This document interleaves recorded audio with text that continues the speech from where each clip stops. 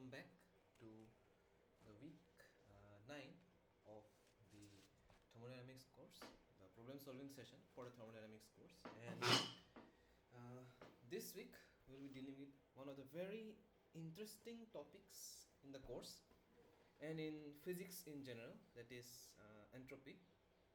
We will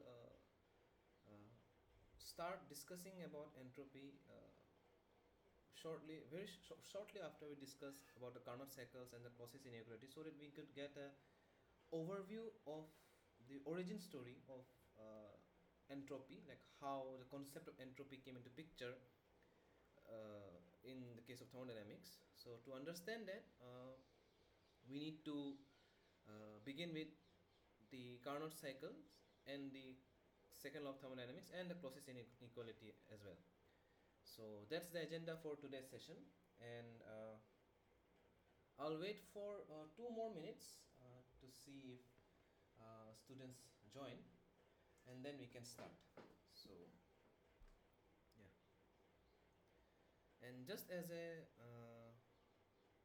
what to say, disclaimer, if you may want to take it this way, the topic of entropy, I must say, or the concept of entropy in general, I think, is the most interesting element of this thermodynamics course. Like, this is the topic that gives gives this course thermodynamics its identity. Like, there are many physical concepts out there, such as general relativity or laws of motion, that have our quantum mechanics, that have their own place in the world of physics or science, and they like have their own identity, like, and they themselves, like, they turn out to be the special topics, or I must say, like, I'm getting quite excited, but like, they turn out to be the standout concepts among the other fields, and they turn out to be something that is quite interesting, as well as have a large scope of application in our day-to-day life. And from the perspective of mechanical sciences, the concept of entropy plays that role, I must say. The concept of entropy, I must say, governs the very existence of human life on Earth, and how the universe moves forward or evolves forward with time. So it's the concept of entropy that governs the entirety of these things. So of course, we will not be going into that from the for the because all these topics are beyond the scope of this course, but just to let you know about the interesting things that you can know or understand well by understanding the concept of entropy and the large scale application that it has in our day-to-day life and almost all the sciences that exist presently. So with that overview, or with that introduction to this week's topic, let us start this week's session. So, as I already mentioned, I will start with discussing the Carnot cycle and its theorems. So let me put you again, if you have joined just now, so let me give you a brief understanding of today's session. That first of all, we'll briefly go through the concepts that were discussed by Professor Anand in the lectures. Of course, I will not dive deep into the discussion of each and every topic, just to save time, or for the problems that we are eventually going to solve in today's session. So it's just to save time, we will not dive deep into each and every topic. Of course, if there's any doubt, I will try to clear that, but if you still have any doubt after today's session, I will ask you to go to the lectures, go back to the lecture by Professor Anand. So they are the best source of knowledge for both you and me and everyone who's attending this session. So that's my suggestion. or else you can go to the books that were suggested in the start of this course, book by Stephen Turns or P.K. Nack. They are good books. You can go back to them and understand the concepts. Okay, but I'll try my best to let you understand if you have any doubt in today's session. But uh, but I will not dive deep into each and every topic. Okay, so that's the main thing. And then after discussing the concepts, then I will directly go to the problem solving part. I will give you some set of questions. I'll discuss the question, make you understand the topics, and then so make you understand the question, and then give you some certain amount of time to solve each and every question, and then we will verify the answers. Okay, so that's the agenda. So let's start. Okay, so I will begin with the Carnot cycle and its theorems. So if I remember, in the previous week's problem solving session, I already discussed the Carnot cycle and the theorems, because there were some questions in the previous week's session that were that were related to this Carnot cycle and Carnot theorem. Okay, Carnot's theorem. So I already discussed it, but since this is the topic that was exclusively mentioned in this week's session, so I will repeat it again. So the Carnot cycle is one of the fundamental cycles that is included in the course of thermodynamics, and it is an ideal cycle. So it's an ideal cycle on which a heat engine operates, and it's a reversible cycle. So in a much simpler sense, I can say this is the most efficient heat engine that is possible from the scope of thermodynamics. So as I already mentioned in previous week's session, that even though if we disregard all the frictional losses and physical irreversibilities that may occur in the system, then also the highest possible efficiency that we can obtain is never equal to 1. It will never be equal to 1 in regards with the second law of thermodynamics, especially from the first statement of the second law of thermodynamics, that is the Kelvin-Planck statement, that no heat engine can operate by exchanging heat with only one thermal reservoir. Okay, so it needs to exchange heat with two thermal reservoirs. So here you can also see there are two, the exchange of heat is between two thermal reservoirs, and because of the existence of the second thermal reservoir, the sink, there is a reduction in the net work output compared to the net heat input, and that's why the net efficiency eta is never equal to 1. It will always be less than 1, even in the ideal case. Okay, and that's the beauty of thermodynamics. Like, it tells you beforehand the limitations that we will have while working with heat engines. That no matter what the case is, even if you remove all the irreversibilities, even if you can achieve the highest possible least possible irreversibilities in your engine, you will never, even if you achieve zero irreversibilities, you will never achieve efficiency of 1.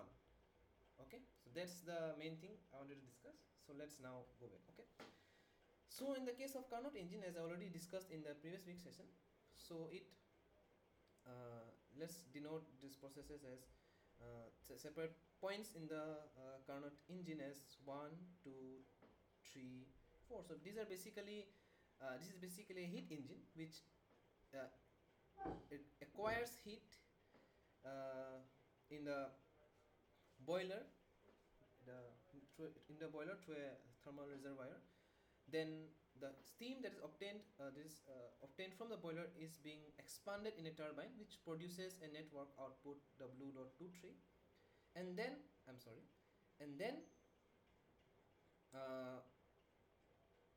the expanded steam then is put back to a condenser, where the condenser condenses this expanded steam back to this liquid form and rejects heat Q.34 into the atmosphere. And finally, this condensed fluid is then pumped back to the boiler with the help of a pump which consumes a work W.41. Okay, so this is the structure of a heat engine. In the case of Carnot cycle, this, let me zoom out a bit so that this is visible. Okay, this heat exchange with the thermal reservoir occurs in an isothermal manner. Okay, so the heat transfer at 1 2 is an isothermal heat addition or an isothermal expansion. Okay, there is an isothermal heat addition in the from through the thermal reservoir, and then at process 2 3 where the steam expands, this steam expands in a reversible adiabatic manner. Okay, so it's a reversible adiabatic expansion. Okay, similarly the heat exchanged in the condenser is in an isothermal manner, so it's isothermal heat rejection. Okay, no isothermal compression.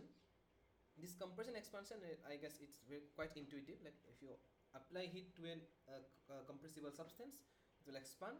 Then the very use of a turbine is to expand the expanded steam even further, and reaction of heat will result in the compression of the fluid, and then finally if you put more energy to compress it even further, then again there will be further compression in the fluid. So the expansion and the compression of the fluid is quite intuitive, so I'm not going to dive deep into it again. And then finally process 4.1 where the pump comes into picture, that pumps back the fluid to the boiler or the heat exchanger again. So this again is a reversible adiabatic compression. Okay, so all these processes are reversible. Okay, so I have not exclusively mentioned it is reversible isothermal, so it's reversible, that you should know. And I've exclusively mentioned that it is reversible adiabatic heat adiabatic expansion and reversible adiabatic compression in process 2 3 and 4.1 respectively. Okay, so in a much more simpler manner, or in a schematic form, the Carnot engine can be represented in this manner, that it takes heat from the thermal energy reservoir QH where the engine operates and obtains and generates a work W, and then while generating this work it rejects heat of QL to a thermal energy reservoir having a temperature TL, uniform temperature TL. Okay, which is where TH is obviously greater than TL. Okay, sorry, TH is obviously greater than TL. Okay, and this Carnot engine can be represented in a TS diagram. So right now, till now we have discussed PV diagram, TV diagram, right? So, even PT diagram, where we are discussing about the phase diagrams, right? So now we have another plot where we work with the temperature versus entropy plot. Okay, and this will be the introduction to this TS plots, and you will see how these TS plots can be used to even understand the liquid vapor mixtures that we discussed in the previous weeks, right? When we were discussing the properties of pure substances, we discussed. I also told you that we will eventually go to the TS diagrams to understand it even in a much better manner. And in the final stage of this course, we will discuss the Rankine cycle. That will also be discussed by using the TS plots. Okay. So let me go back here. Okay. So process 1 to 2 is an isothermal heat addition. So since it's isothermal, so the temperature will remain constant from process 1 to 2. So it is isothermal heat addition. So you can see that. So right now TS diagram is a temperature entropy plot. So S is the entropy here. So till now I have not introduced or formally introduced the concept of entropy. So for right now, as an simple basic understanding, let us take S as an thermodynamic property of the system. Okay. So so let us take it as that way and then try to understand. Okay, and eventually when you will finally introduce entropy in the later part of today's session, you will understand it in a much better manner. Okay, so there is an heat addition to the system which is isothermal, so the temperature will remain constant in the process 1 to 2. Okay, and you will see that the heat addition has resulted in the increase in the entropy. You will again see how heat addition and entropy are related. We will eventually discuss it in the later part of today's session, and we will see that the addition of heat in turn results in the increase of entropy of the system. Okay, then there is a reversible adiabatic heat expansion. So here, since it is adiabatic process, there is no heat added to the system. So since there is no heat added to the system, the temperature since there is no heat added to the system, so there is no change in the entropy, but there is a drop in the temperature since it's an expansion process. So process 2 to 3 would result in a drop of temperature from TH to TL in a straight line manner without a change in the entropy. Okay, you will see why a reversible adiabatic process is a constant entropy process. Okay. Then again, process 3 to 4 is an isothermal heat rejection. So heat rejection of heat will result in the reduction of entropy. So you can see the entropy reduces from 3 to 4, right? And finally, again, process 4 to 1 is a reversible adiabatic compression. So this compression, oh, this arrow I have misplaced here, direction is wrong. So a compression would again result in an increase in the temperature, but since it is done in a reversible adiabatic fashion, so the entropy would remain constant. Okay. So this is the Carnot cycle in the TS plot. Okay. Similarly, we can also understand the Carnot cycle in the PV diagram. Okay, something that you are all familiar with till now. So process 1 to 2 is an isothermal heat isothermal expansion or isothermal heat addition process. So heat addition has resulted in the expansion of the fluid within the engine. So the specific volume of the fluid increases and the pressure decreases because it is an expansion process, right? So we add heat Q12, it is positive, and W12 is also positive because delta V is positive, right? The volume of the system is increasing, specific volume. Again, from process 2 to 3, there is no heat exchange, so Q23 is 0 and W23 is positive. Why? Because from the first law of thermodynamics, you know delta Q is equal to du plus delta W. Now let me just write it in this fashion. So delta Q is du plus PdV. Let us take it that way. Since dq is equal to 0, then du is minus PdV.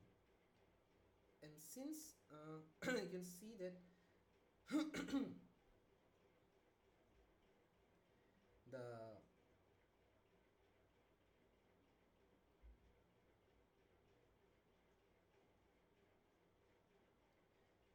yes, so since you can see from this diagram that the temperature of the system decreases from 2 to 3, so du would be negative, and since if this is negative, then this dV has to be positive, right, to make this negative, right, because the pressure has also reduced, so this is already negative. Then dV has to be positive to make this entire term negative. Okay, so or like I cannot write this as PdV because pressure is also changing, so let me, no, actually I can, right, I'm not integrating it or anything, so let me write it here.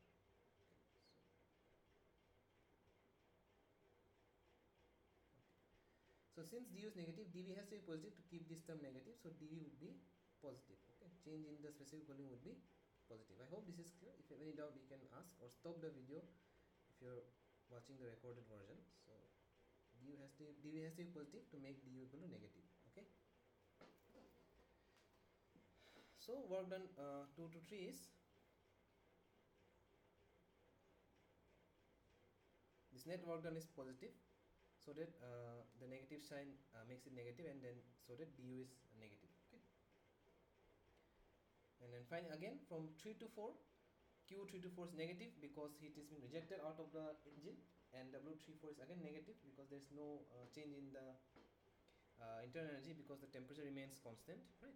So the change in the sign of the heat exchange would be the sign of the net work exchange, right? So if Q is negative, then W is also negative. And finally from 4 to 1, again Q4 to 1 is 0 because there is no heat exchange, and again W4 to 1 is negative in this case now because the change in the volume is negative, right? So you can correlate the explanation. You will find out that the work done is negative from the system, which means that work is being given into the system. Okay, so there are two processes where there is heat exchange, and there are two processes where there is no heat exchange in the case of Carnot cycle. So process 2 to 3 and 1 to 4 there is no heat exchange because they are reversible adiabatic processes, but there is work interaction in all the processes. Okay, so this is something that you need to consider. Okay, and as already mentioned, Carnot engine is a reversible engine. So I don't think whether this course has any uh, evaluation of the Carnot engine. So if there is, like if there are some exercises where we uh, do to derive the efficiency of the Carnot cycle, you will eventually see that there is work interaction in all the four processes, but there is no heat interaction in two processes. So that are those are the details, but I don't think we are going to discuss it, and it is not mentioned in the lectures, so I'm not going to go on to that. But this is something that you need to keep in mind. Okay. So now there are the Carnot theorems. Okay. So there are two statements. There are two statements to the Carnot theorems. So the first one is that no engine can be more efficient than a reversible engine operating between the same high temperature or low temperature, or in simple words, in between the same temperature limits. Okay. So let me repeat it. No engine can be more efficient than a reversible heat engine operating between the same high temperature and low temperature. Okay, or the same temperature limits. Okay, and the efficiency of all reversible engines operating between the same constant temperature reservoirs are the same irrespective of the nature of the working fluid. Okay, so the efficiencies of all the the efficiencies of all the reversible heat engines operating between the same constant temperature reservoirs are the same irrespective of the nature of the working fluid. Okay, here it is because you will eventually see that the efficiency of these reversible heat engines specifically depend on the temperature of the thermal reservoirs. Okay, so since the nature of the working fluid does not come into picture while evaluating the efficiency, so there is no, so it inherently makes sense that the efficiency won't depend on the nature of the working fluid, but will only solely depend on the temperature of the thermal reservoirs at which the heat was exchanged. Okay, the heat was taken into the system or heat was rejected into the system. So the temperature of those heat interaction would matter while evaluating the efficiency of these Carnot engines, or not Carnot engines, but these reversible engines. Okay, and finally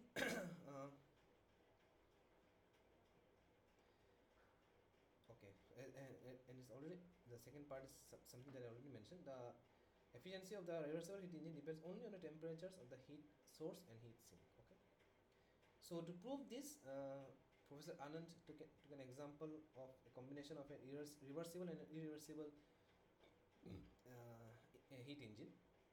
So let us go back to the example so that you can understand the statements in a much more better in a much better manner.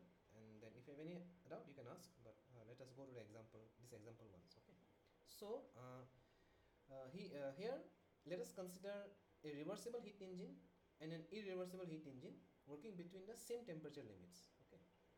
So the reversible heat engine would absorb a heat QH from the thermal energy reservoir having a temperature TH, do a work done which is reversible work done, so it is W reversible, and reject a heat QL reversible to the lower temperature thermal reservoir. Okay. Similarly, an irreversible heat engine would absorb the same amount of heat as the reversible heat engine, do a work W irreversible, since this cycle is irreversible, so it will produce a work W irreversible, and it will reject a heat QL. Sorry, this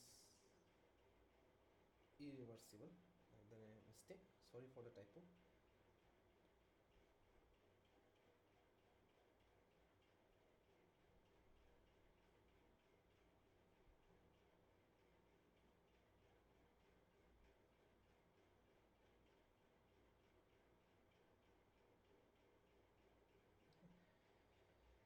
So it will reject a heat QL irreversible to the lower thermal energy reservoir. Okay. So now since this heat engine is reversible, so it can be, the direction of heat exchange can be uh, simply changed by changing the direction of the work interaction. Basically here it was producing a work W reversible. So if we now input work of W reversible to the engine, it will what it will do is it will now pump the heat from the lower thermal energy reservoir to a higher thermal energy reservoir. Basically, it will work as a heat pump, a reversible heat pump now. Okay, so this can be easily done without changing the efficiency or the properties, without changing the efficiency of the system, because it is a reversible heat engine. Okay, so we defined it beforehand. So now now if we consider this, okay, let us consider this assumption. Let us assume this, that the our work done from an irreversible engine is greater than the reversible engine, so that violates the Carnot's theorem. Okay, so the first statement, right, that it cannot it is the most efficient heat engine. So the most efficient heat engine, since the reversible heat engines are the most efficient heat engine, so they will produce the highest amount of work working between the same temperature levels, right? So if we now disregard this statement and violate this statement by saying that no, there can be let the irreversible heat engine produce more work than the reversible heat engine. So let us take let me just correct the spelling, sorry for the mistakes again from my end. Okay, so now if we take this assumption that the W irreversible is greater than W reversible, so the implication that it has now is that since we know that QH is QL reversible plus W reversible, right, because we know that W is QH minus QL, so QH would simply be W plus QL, right? So from that we have that QH is QL reversible plus W reversible from this from the heat pump. Similarly, QH is W irreversible plus QL irreversible. And now since W irreversible is greater than W reversible, then it basically implies that QL irreversible is greater than QL reversible. Okay, I hope this is clear up to this point.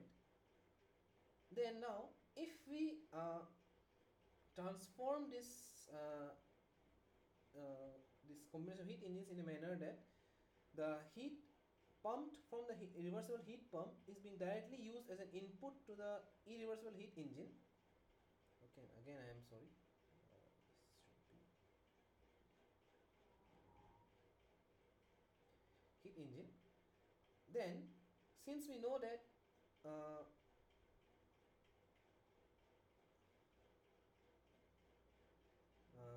the W irreversible is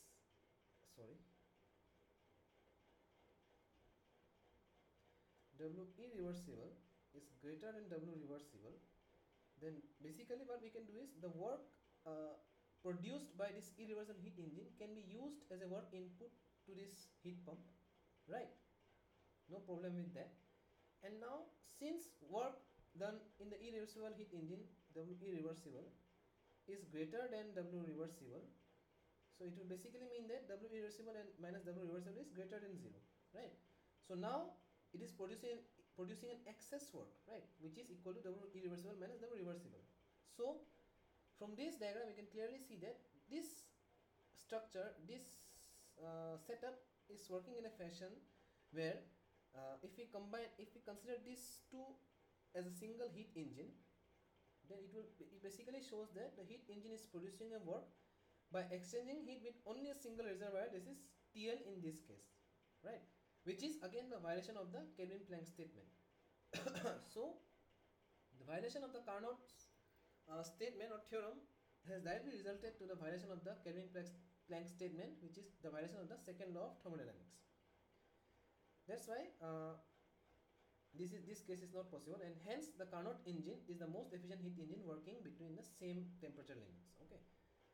Similarly, the other statement can also be proved. So that is given in my standard thermodynamic textbooks. So you can look into that if you are interested. But just for the sake of knowing or understanding, or for the sake of being able to solve the problems that that will be asked in the questions and in the assignments, I don't think you need to know the derivation, but just a statement is knowing the statement and using that theorem or statement to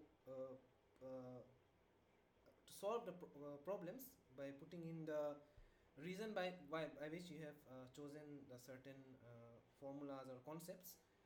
For that you need to know the statements. Okay, so you need to know the Carnot's theorem. So just remembering the the two statements of the Carnot theorem are fine.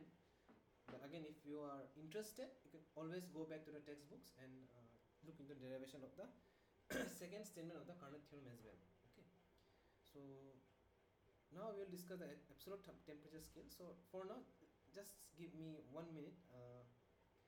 1 minute. So kindly wait for 1 minute, and then we will resume the discussions. Okay. So meanwhile, you can easily just try to digest what we have discussed till now, and then we will resume with the absolute temperature scale.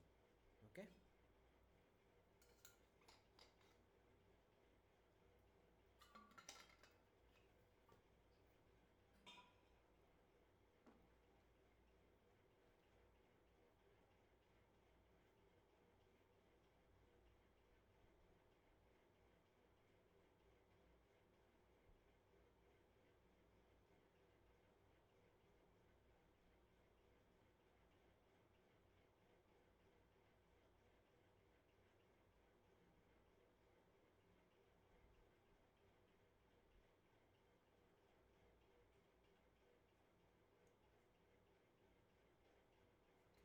Kindly wait for 1 minute, 1 or 2 minutes, then we will resume the discussion. Okay. So okay, I apologize for delay from my end. But kindly wait for 2 minutes. Okay.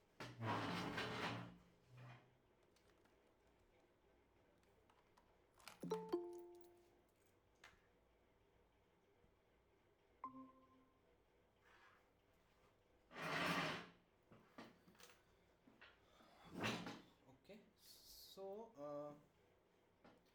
as a brief overview, we were discussing about.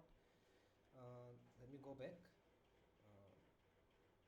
We were discussing about the Carnot cycle and the Carnot theorems. So we have already discussed it. So I will not repeat it. So it's basically the same thing that was discussed in the lectures. So I think it's fine. And we have discussed the Carnot's theorems and found out how the violation of the Carnot's theorem violates the second law of thermodynamics, basically the Canning-Planck statement. So we have proved it using these diagrams, and then hence we proved that Carnot engine is the most efficient heat engine working within the same temperature limits. So which is one of the statements of the Carnot's theorems. So we have discussed till now, up to this till now, and now we will discuss the absolute temperature scale. So after that we will look into the Clausius inequality and the concept of entropy, and then we will solve some problems. So this is the agenda. So I think we can now start. Let us start with the absolute temperature scale. So we have seen that, as I already mentioned in the previous statements, that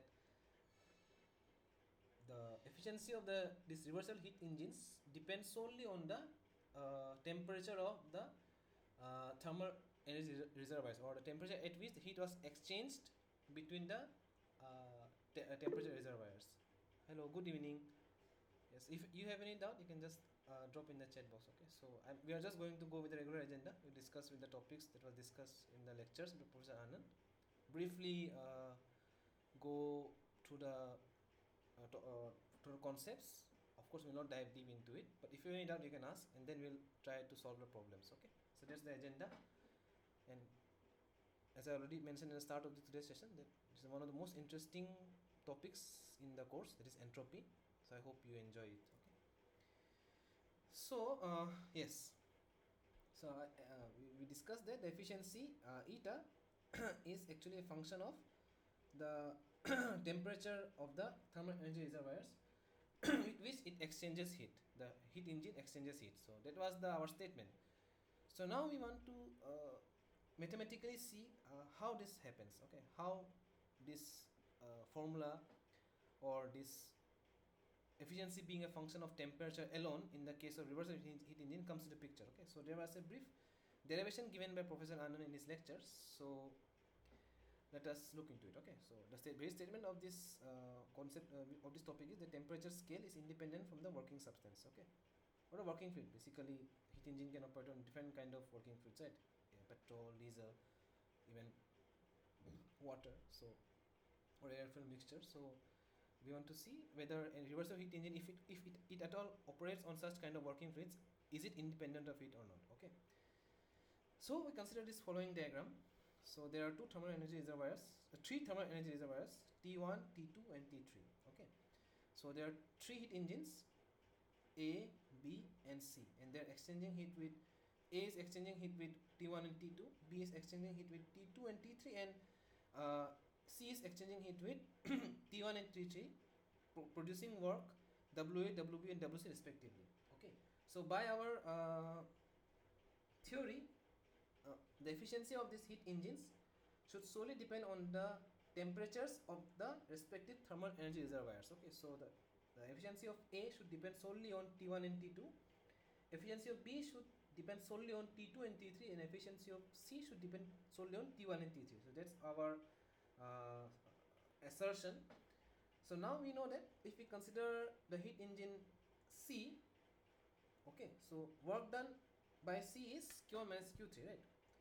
Then the efficiency is given by W by Q1, which is the net work done by the heat input Q1. So again, eta would again be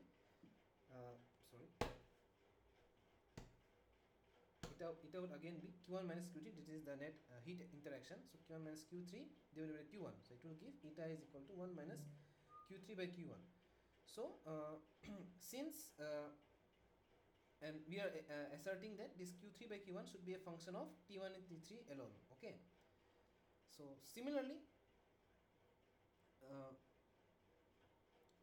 if you look into the heat ratios of, like this ratio of heat interaction in the case of engine A and B, so engine A would have something like eta is equal to 1 minus Q2 by Q1. So we are telling that Q1 by Q2 should be a function of T1 and T2. Similarly, in the case of engine B, it will have eta B is 1 minus T3 by T2. So it should be Q2 by Q3 is function of T2 and T3, and we already found out that Q1 by Q3 should be a function of T1 and T3. Right, so this is what we have written here.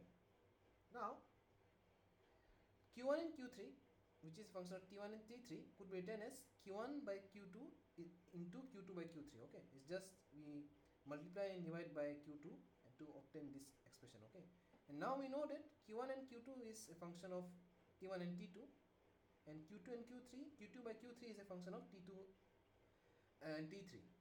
So now, in order to have Q1 and Q3 as a function of T1 and T3, we can arrange this function as a ratio of temperature. So we write function of f of T1 by T2 as a ratio of some function of T1 and some function of T2, and similarly we write it as a function of T2 and T3 as a function of the ratio of function of T2 to a function of T3.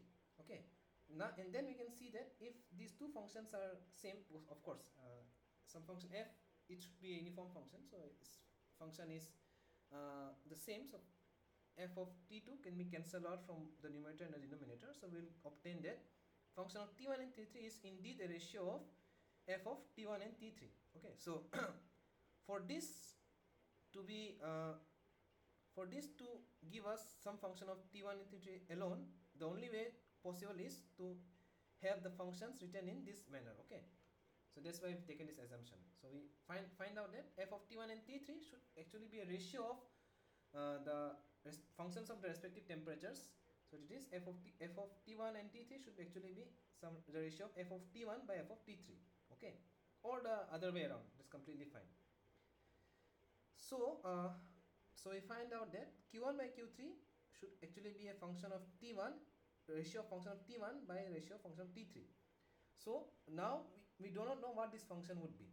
So the Kelvin's assumption or the Kelvin scale, what it suggests is that let us, instead of considering it to be function of T1 and T3, let us directly consider this f of T1 to be the temperature itself T1 and f of T3 to be temperature itself T3. Okay, so the Kelvin's assumption states that Q1 by Q3 is equal to T1 by T3, and similarly we will have Q1 by Q2 as T1 by T2, and Q2 by Q3 as T2 by T3. So this is the Kelvin's assumption or the Kelvin's scale for for the heat ratios being dependent on the being directly proportional to the temperature ratios of the energy reservoirs, okay, thermal energy reservoirs. So this is the Kelvin scale, and there was some plot shown by Professor Anand in the lecture, so I'm not going to repeat that, but this is how they have obtained the the heat ratios as a function of the temperature ratios in the case of reversible heat engines, okay. Oh, sorry. Okay. So keeping this concept in mind, let us try to now discuss one question, okay, one problem. Okay. This was discussed by Professor Anand in the lectures. Let us look into it. Okay. An engine works on a Carnot cycle, and it rejects 30% of the heat it absorbed from the source. So QL should be 0.3 of QH. Okay, that's fine. The sink is at 25 degrees Celsius. So TL is, of course, one thing to recall that these temperatures are at absolute scale. Okay, so these temperatures should be at Kelvin. Okay, not degrees Celsius, but at Kelvin. So temperature is in Kelvin. Okay. So TL is 25 degrees Celsius. So we need to convert into Kelvin. So we get 298 Kelvin. Calculated source temperature. Okay, TH. So this is the schematic diagram of the heat engine that we have in our hand. So for a Carnot engine or reversible heat engine, we will have that QL by QH is equal to TL by TH. Okay. This is something that we right now discussed. Okay, from the Kelvin's assumption. Okay. So for reversible heat engine, we will have QL by QH is equal to TL by TH. Now you can easily find TH as TL into QH by QL. We just take it here and take this ratio in this side and take TH here. So we'll get TH is equal to TL into QH by QL. Since we already know TL, we have TL is a 298 Kelvin,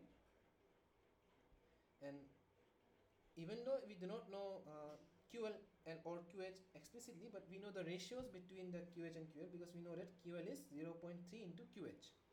Okay, so we will have TH as 298 by 0.3, so we'll get TH as 993 Kelvin. Okay, so we got the source temperature,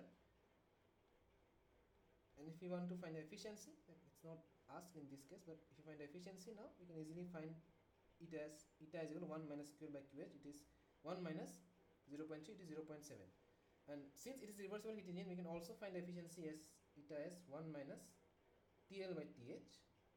This we again give us 1 minus 0.3 as 0.7 because we already know that TL by TH is equal to QL by QH. Okay, so I hope it was clear. Quite simple. We're just dealing with Carnot engine right now. So I hope it was clear. You can just say yes or no.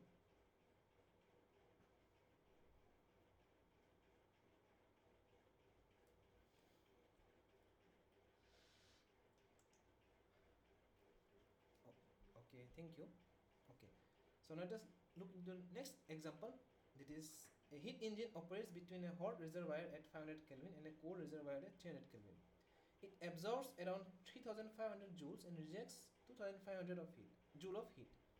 Calculate the work done, efficiency, and the maximum possible efficiency. Okay, so this is an interesting question. It combines together a lot of concepts in the same question. Okay, so we have TL as 300 Kelvin, TH as 500 Kelvin. These are already given in the question. QL as 2500 joule and QH as 3500 joule. Okay. So net work done is again QH minus QL. It is 3500 minus 2500 is 1000 joules. So the eta of this heat engine would be the efficiency would be net work done by the net heat input. So net work done would be 1000 joules. The net heat input is 3500 joules. So we'll have eta as 0.2857. Now the important thing to notice is that here it is does not mention whether heat engine is a reversible or a irreversible one. Okay, so this formula of finding the efficiency of a heat engine as 1 minus QL by QH, it is valid for reversible as well as irreversible engines. Okay, so this formula does not depend on whether the your heat engine is reversible or irreversible one. Okay, so this efficiency is a generalized the formula of eta or efficiency is a generalized one, and can be used for reversible as well as irreversible engines. Okay, so it is very, very important to know. Okay, now the question states that find the maximum possible efficiency. Okay, the maximum possible efficiency. So we know that from the second statement of the from the first statement of the Carnot's theorem, that for working within the same temperature limits, the reversible heat engine will have the highest efficiency, right? So if we keep the temperature limits the same, that is 500 Kelvin and 300 Kelvin, then a reversible heat engine working between these temperature limits would produce the maximum possible efficiency. So eta max would be eta Carnot. Okay, so that would be eta max would basically be 1 minus TL by TH, that is 1 minus 300 by 500, and temperature should be at Kelvin, which gives us eta max as 0.4. Now just one thing, let me just ask you one question. Is it ever possible for us to achieve an efficiency of 1 in the case of heat engines? Simple yes and no would suffice. Like yes or no. Can we like if we remove all the irreversibilities from the process, such as frictional losses? Not possible. Yes. Why? Can you please state why it is not possible?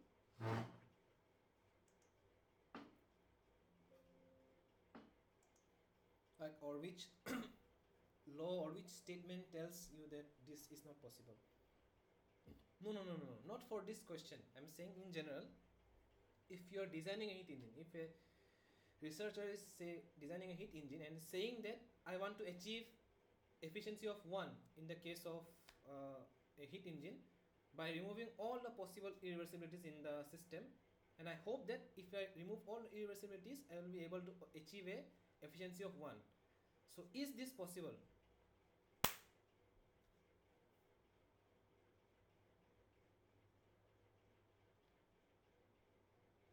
Carnot has maximum. Yes, exactly. So if so that is what I wanted to state, that even if we are able to remove all the possible irreversibilities in the heat engine, that is, say, the frictional losses in the pipes, or the temperature difference between the temperature difference while the exchange of heat with the thermal energy reservoirs and the engine, even if we are able to eliminate those irreversibilities, then also we will never be able to achieve an efficiency of 1 in the case of heat engines. Why? It is solely because of the fact that, let me go back to this diagram, that for this heat engine to operate and produce a network, we need to exchange heat between two thermal energy reservoirs. Okay, there is QH, there is TH and TN. We need to exchange heat between two thermal energy reservoirs, and since the network output will never be equal to QH, because we are indeed exchanging a heat QL with a second thermal energy reservoir, that's why eta, or the efficiency of a heat engine, can never be equal to 1, even if it is an ideal case. Okay, so there are many concepts in other branches of physics where they say that the efficiency of their system is solely affected because of the irreversibilities. Yes, exactly, yes. So this is what I'm saying. So the beauty of thermodynamics is that other branches, some of the other branches, like if you go dive deep into it, it will state that the sole reason of the loss in efficiency is because of the irreversibilities in the process. So physically, removing the irreversibilities are impossible. They state, and that's why there are some loss in the efficiencies. But from thermodynamic perspective, the efficiency of the heat engine will never be equal to 1, even if we remove the irreversibilities, right? So that is the beauty of the second law of thermodynamics, that it right beforehand puts a limitation to you that you will never be able to achieve the efficiency of 1, so don't even try. because if if we are achieving such kind of efficiency, then basically you are violating the second of thermodynamics, so that is not possible. So if in near future someone states that they are able to produce a heat engine that has an efficiency of 1, you can directly tell him or her that I'm sorry, that's not possible. Then this is a fraud case, like this is not possible. So you can just tell that this is wrong. Okay, so now let us look into the process inequality now. So we we know that for reversible heat engines you will have QL by QH by TH. Oh, yes, QH by TH is equal to QL by TL. This is again very simple how we obtain it, because we know that for reversible heat engines QH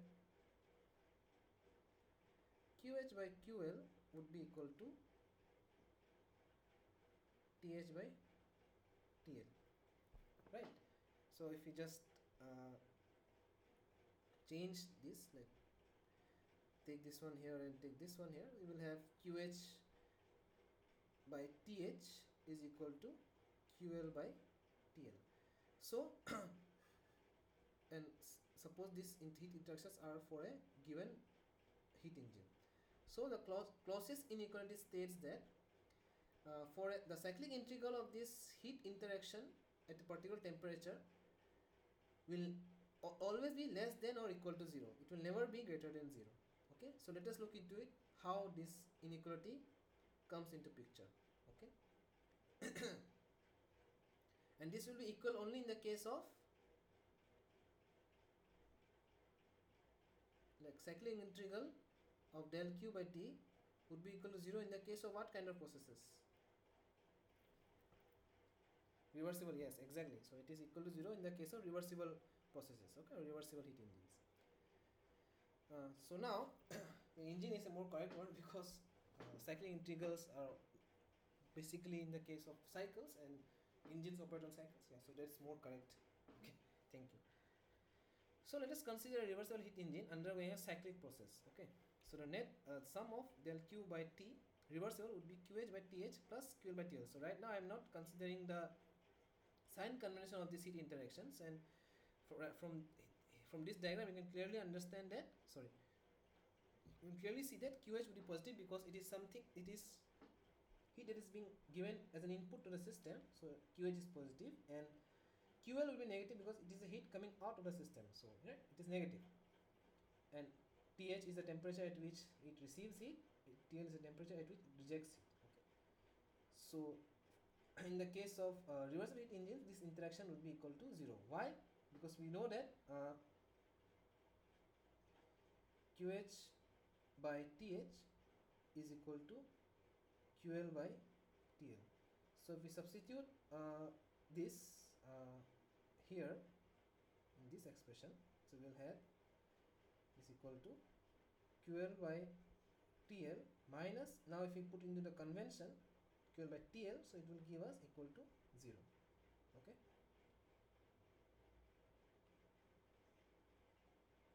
I hope this is clear how it is becoming 0 in the case of reversible heat engines, right? I hope it is clear.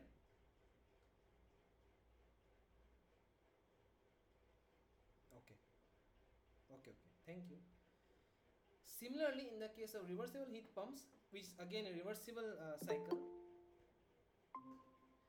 we take the sum of del Q by T for a reversible process. So we will have QH by TH plus QL by TL. So in this case now, in the case of a heat pump, QH will have possess a negative sign. So you will take this as negative. So QH by TH plus QL by TL. QL will be positive because it's some heat that is given as an input to the system, right? Similarly, if we take in the same derivation here, you will easily find that summation of del Q by T for reversible heat engine or heat pump would be equal to 0.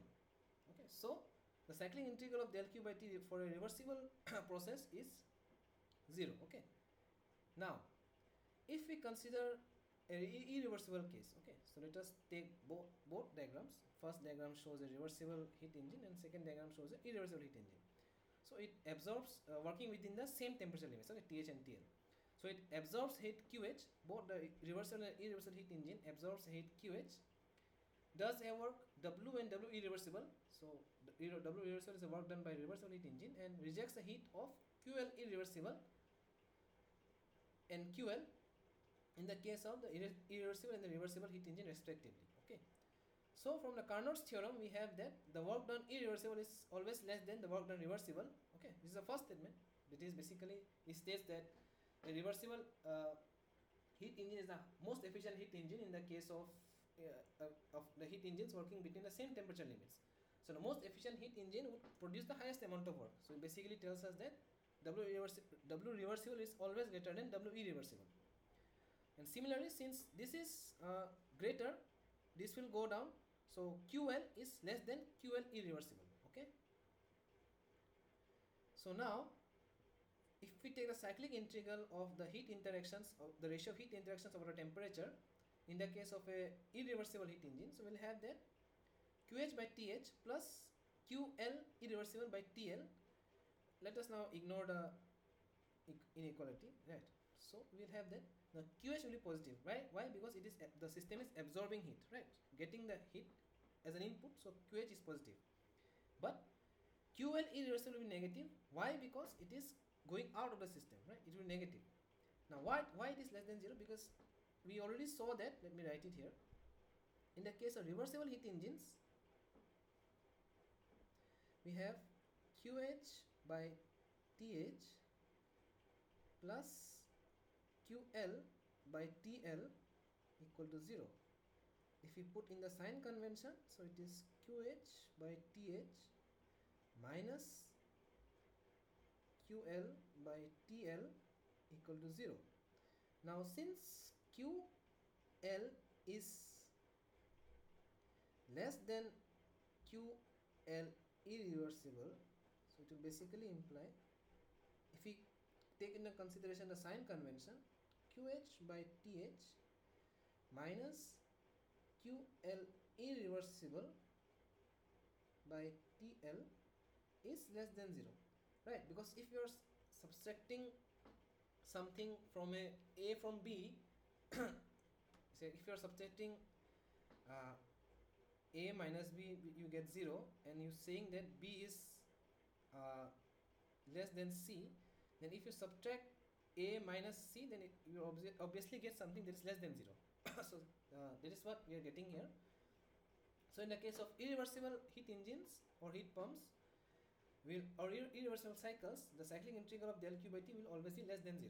So if we dissociate this inequality, we'll get that for reversible cycles, we'll get cyclic integral of del Q by T is equal to 0, and for irreversible cycles, we'll have cyclic integral of del Q by T is less than 0.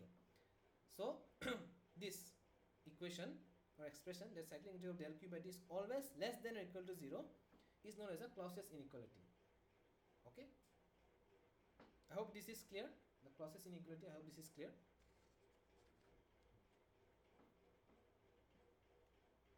Yes, okay, thank you.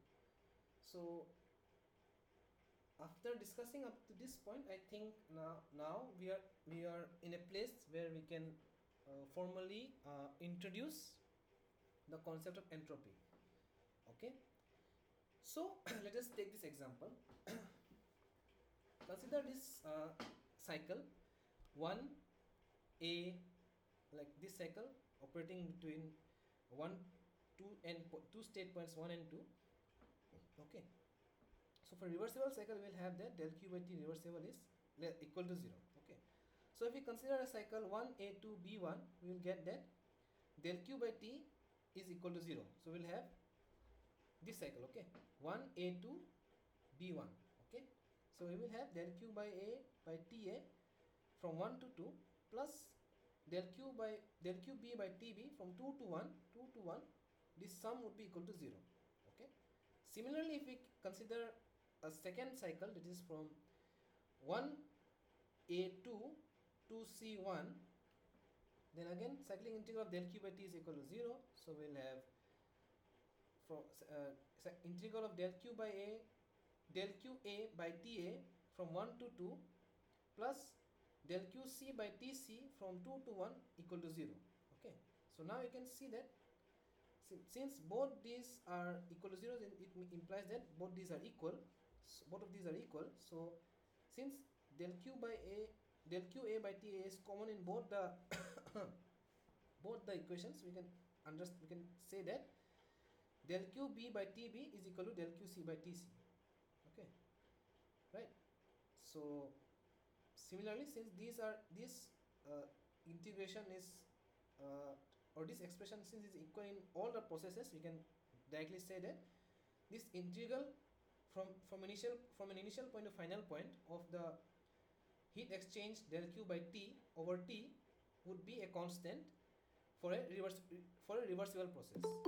Okay, so is this line clear, like how this term came out to be constant? So for a reversible process only, okay, I'm not saying anything about irreversible process, for a reversible process only. So this ratio of del q by t and its integral from an initial point to final point is uh, a constant irrespective of the path we take. Okay, so is this clear? This suffix b, c, all this okay, let me, for to make it clear, let me just say alpha alpha. Okay, so this not suffix these subscripts b, c and alpha denote the path through which the heat exchange was uh, achieved.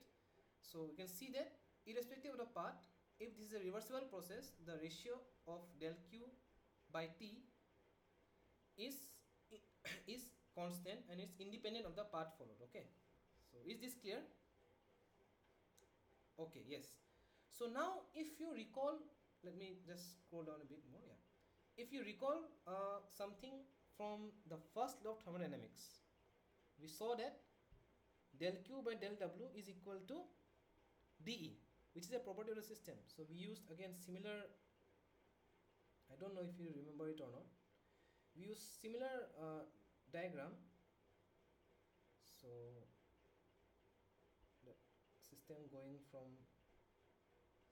say 1 to 2, say different parts A, B and C, and we found that this dE, the some property d, or basically we found that this integral of del q minus del w is actually independent of the path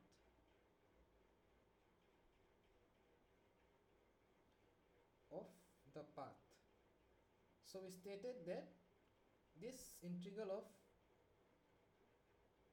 sorry this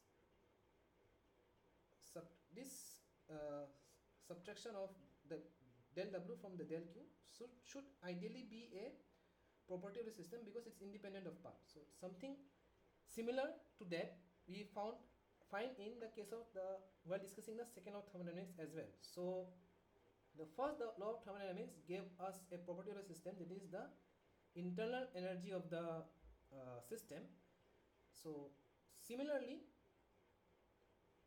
we find that from the second law of thermodynamics we again obtain a property of the system that is known as ds, where we can denote this del q by t as some property ds, where this s is known as the entropy of the system.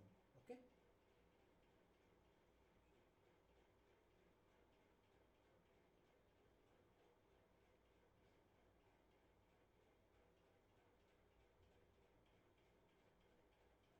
okay, and since this change in the entropy is a property of the system, so it is independent of the path followed, something similar to the change in the energy of the system. Okay, d. So is this clear? Like the first law gave us a property of the system, that is the energy of the system. Similarly we get another property of the system while we are discussing the second law of thermodynamics, that is the entropy of the system. Okay, so we're getting introduced to a new property now, that is the entropy of the system. But one thing to recall again is that all of these things, that is the definition of entropy, is only valid in the case of a reversible process only. Okay, so if this process becomes irreversible, I don't know what this ratio is called. We have no formal definition or term for something like del q by t for irreversible process. So there is no actually no property that defines this ratio. So this equation is only valid for a reversible process. Okay. So I hope this is clear up till now.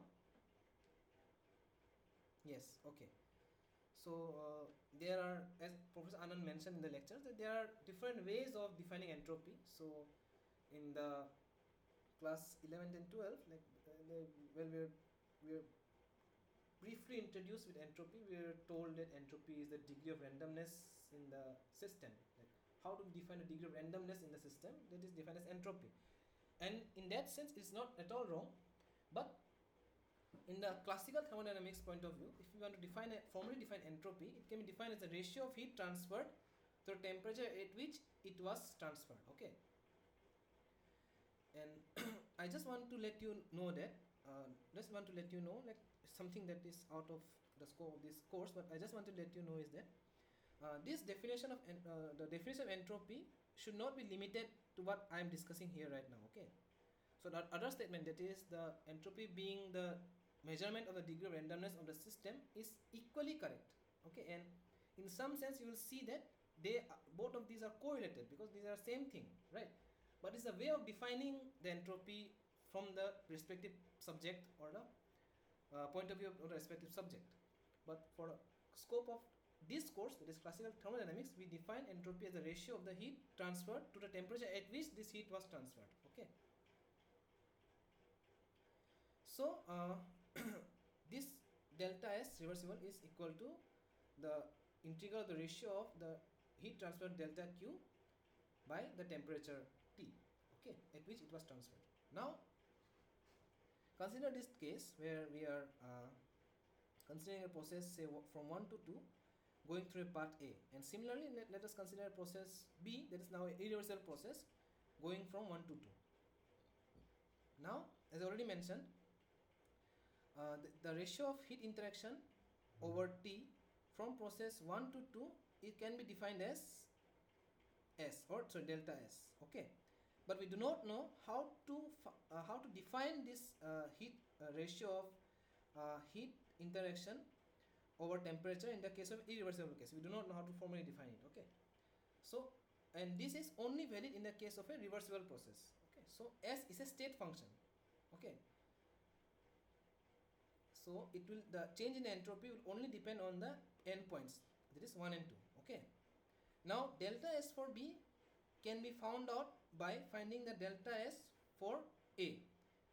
Can you tell me why? Because since the change in entropy is the property of the system or a state function or a point function, then irrespective of the path followed to reach those endpoints, the change in entropy would remain constant. Okay, but the thing to catch is that the catch in this statement is that even if the change in entropy for an irreversible path B is equal to the change in entropy from 1 to 2 for a reversible path, that is actually equal to del Q by T, the ratio of, let me write it, the ratio of del QB by T, which is irreversible in this case, is not equal to delta S. Okay, is it clear?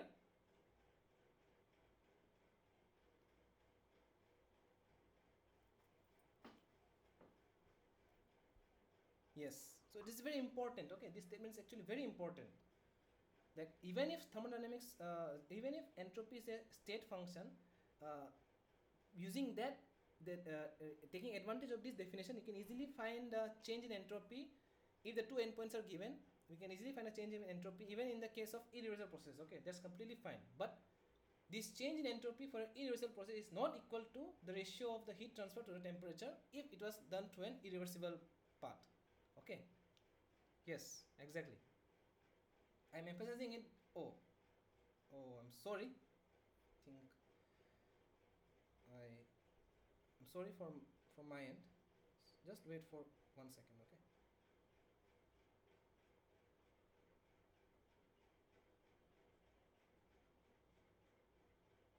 Sorry from my end, like interruption. So,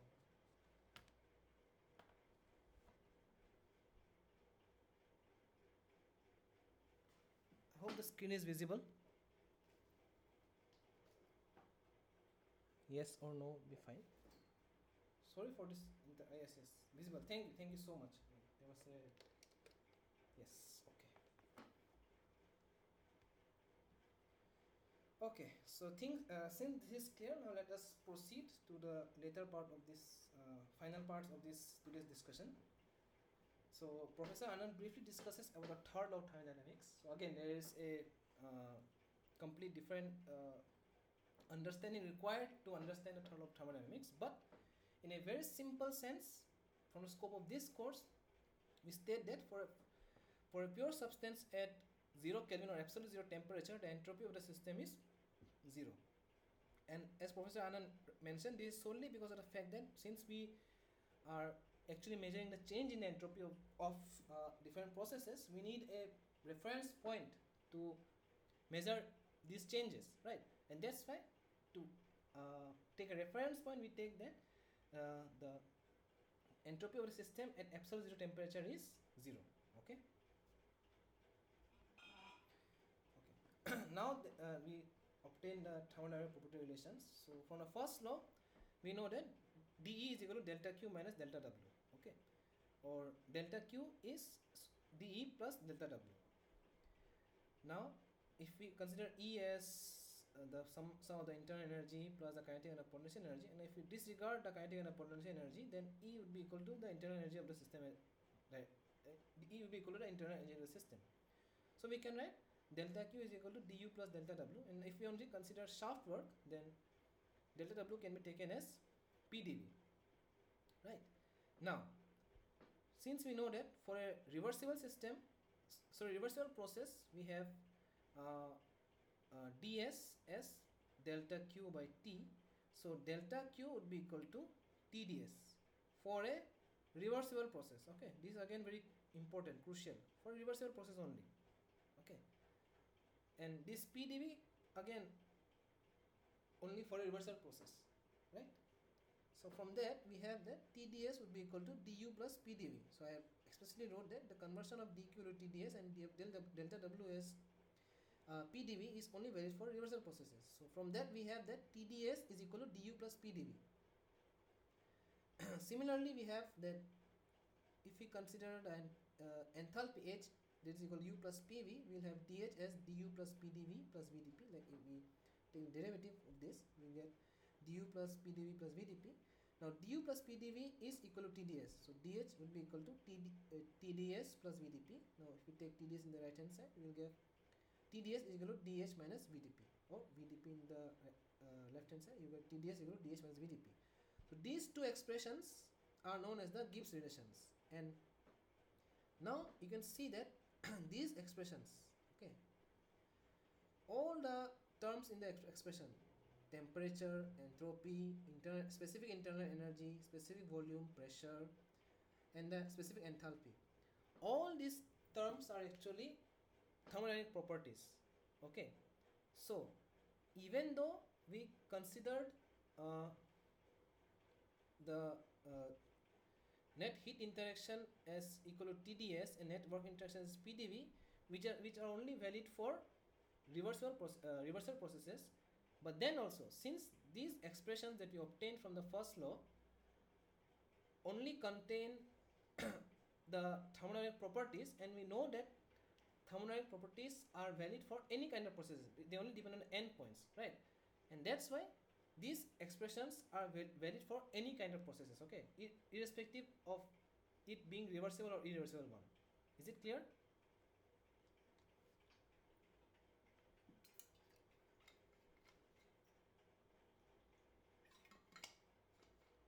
Yes. And that's why these are known as the thermodynamic property relations, okay, and these expressions would be eventually be used to find the change in the entropy of the system, okay.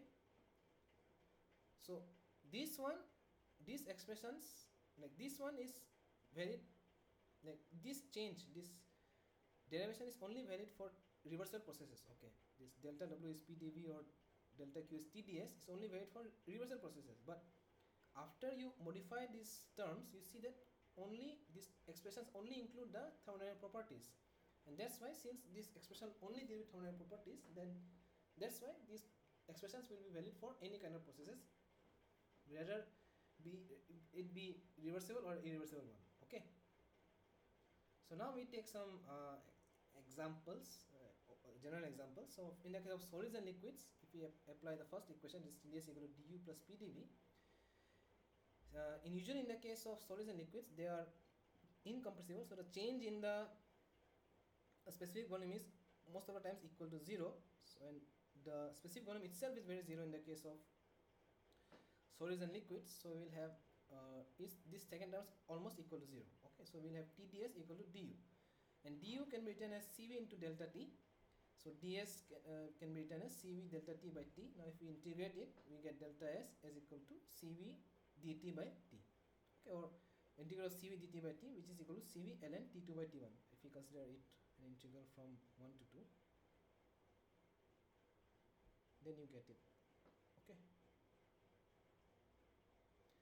In the case of ideal gases, again we consider the same expression, TdS as equal to du plus PdV. We can write TdS as Cv dt plus PdV, then ds can be written as Cv dt by T plus Pt by dV. Then from the ideal gas, we have that PV equal to RT, it's a specific volume. So the mass is taken here, so it becomes PV equal to RT. From that we get that P by T would be equal to R by V. So if we substitute this into this expression, we will get ds equal to Cv dt by T plus R by V into dV. So if we integrate it from 1 to 2, we will get delta S as Cv ln T2 by T1 plus R ln V2 by V1 in the case of an ideal gas. And here we have considered that the Cv or the specific volume, specific heat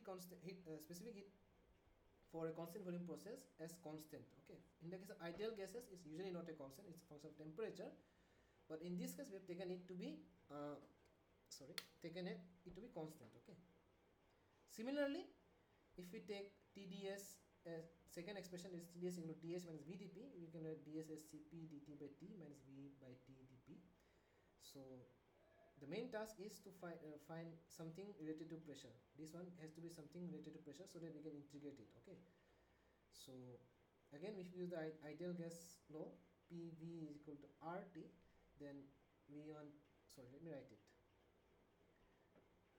PV equal to RT, right?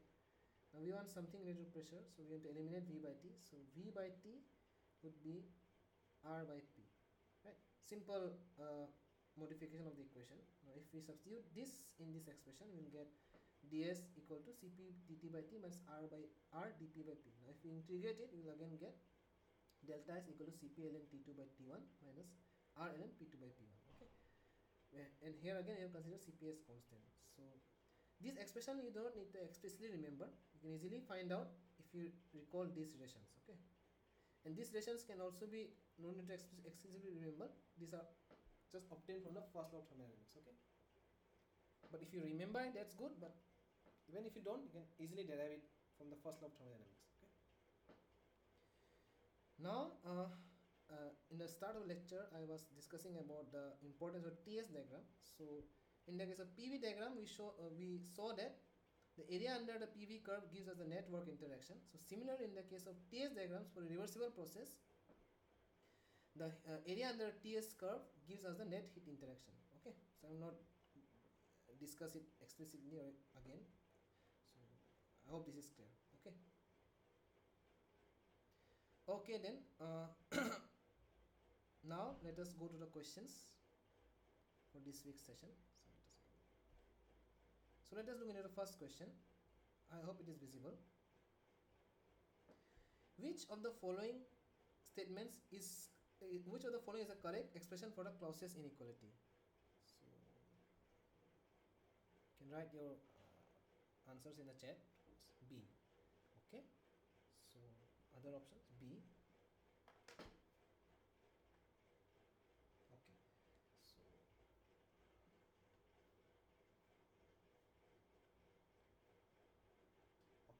So P is actually correct, like we saw from the, we were discussing it extensively uh, while we were discussing the process inequality. So the process inequality states that uh,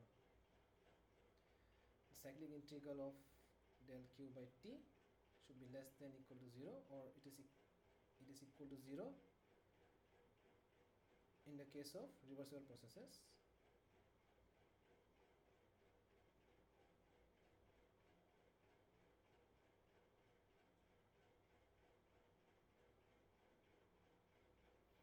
And it is less than 0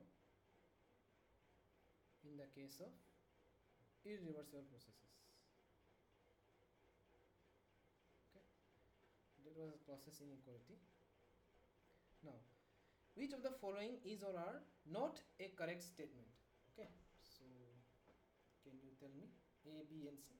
Which of the following is or are not correct statements?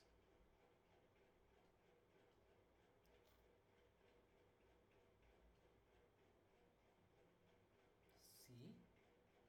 Okay.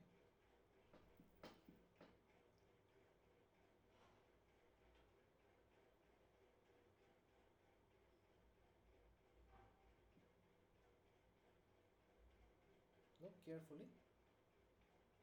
Is process inequality only valid for reversible processes, or is it valid for irreversible processes as well?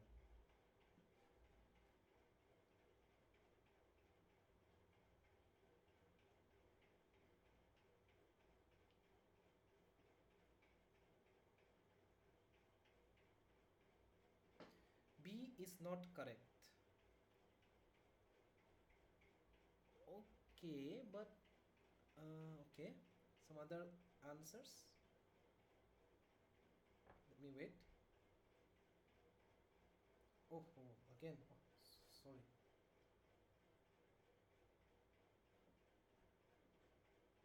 Sorry for my.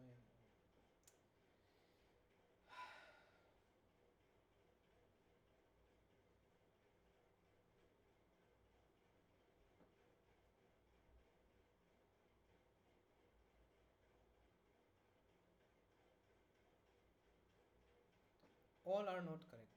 Okay. So I'm getting mixed answers from everyone, but that's fine.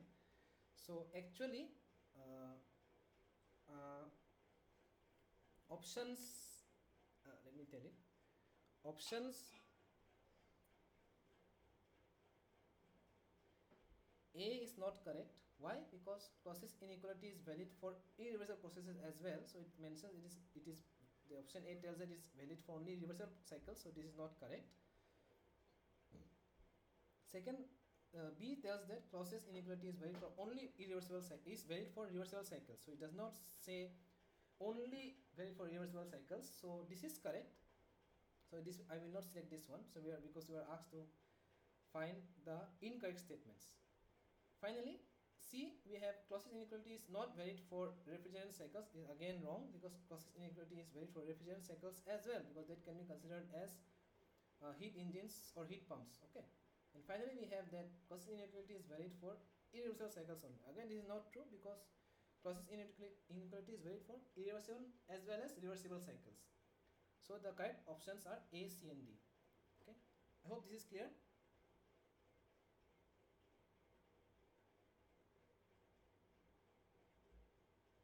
Is this clear? Yes. No, only in B. No, only in B. Yes, no, only in B. That's why it is correct. Okay. So let us look into question number 3. A block of mass of 12 kg and average specific heat of 3 kilojoule per kg degree Celsius is cooled from 35 degrees Celsius to 5 degrees Celsius. The entropy change of the block is, so we need to find it. You can apply the formula that we discussed just a few minutes before, that is delta S is equal to mCv ln T2 by T1 plus R ln V2 by V1.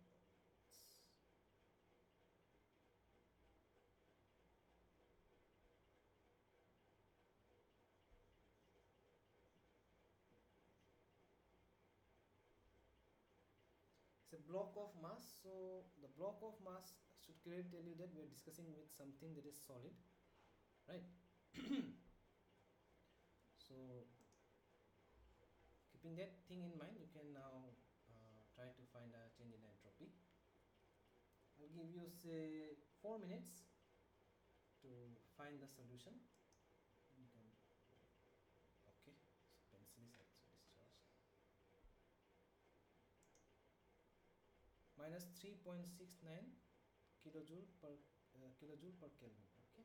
Okay, I got one answer. So the others can also try. Let me wait for 3 more minutes. Then we can look into the solution. Okay.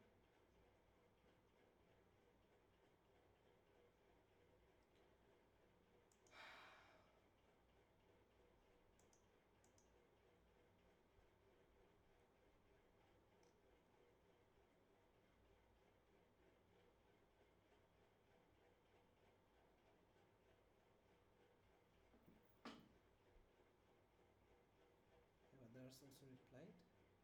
Okay, there's only one solution. Let me wait for 2 more minutes. The catch is that since it's a block of mass, it basically tells us that it is something solid, because we cannot define a block of gas or a block of liquid. So it is something solid. So in the case of solids, the change in the specific volume is usually negligible. So it would be equal to 0. So V2, V1 and V2 will ideally be equal. So it will be equal. So the ratio of V2 and V1 will always be equal to 1. So the natural log of 1 will again give you equal to 0. So we'll only be left with this first term. And since you know all the unknowns here, all the terms, value, all the expressions here, you know the mass, the specific heat in constant volume, you know everything. T2 and T1 are also given. You just need to use your calculator and just find the value of delta S. Okay. The catch is, I think, to convert the temperature into the Kelvin scale. So then you can find the solution. Okay. I think the only mistake is that sometimes people take temperature in the Celsius itself, but for these things, especially in the thermodynamics, you should take again. I'm sorry. Hi. Till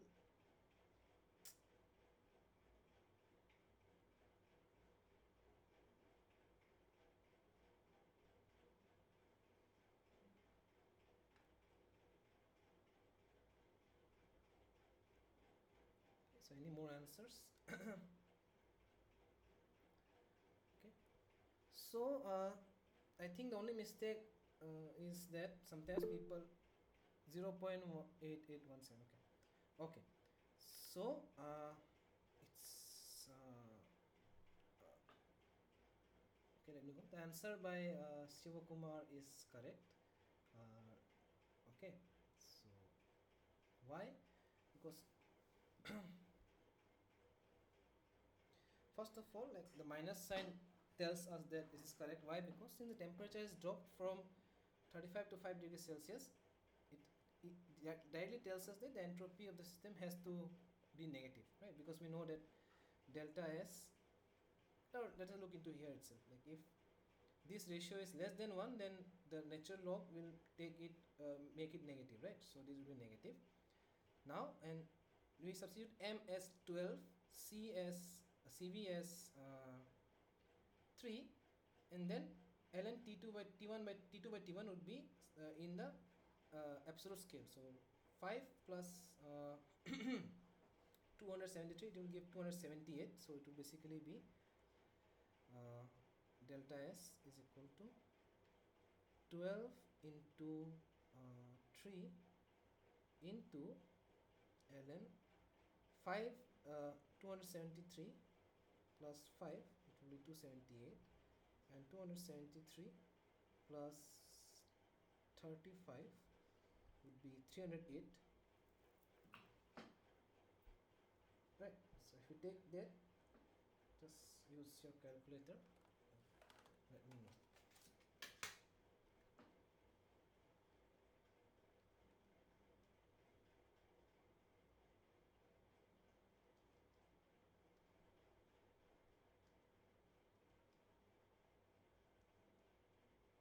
So it gives me something like minus 3.69 kilojoule per Kelvin. Okay, so that would be correct.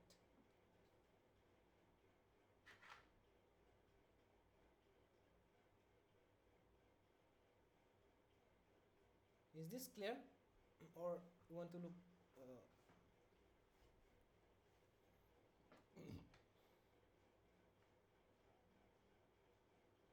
So is this clear?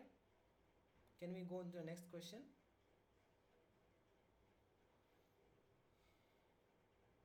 Okay. Okay then. So next question tells us that water flows through a turbine in which the friction causes the water temperature to rise from 35 degrees Celsius to 37 degrees Celsius. Okay. So friction causes the temperature to rise from 35 to 37 degrees Celsius.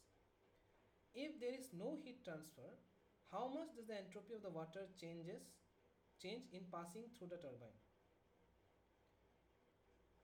So you need to find delta S. Okay.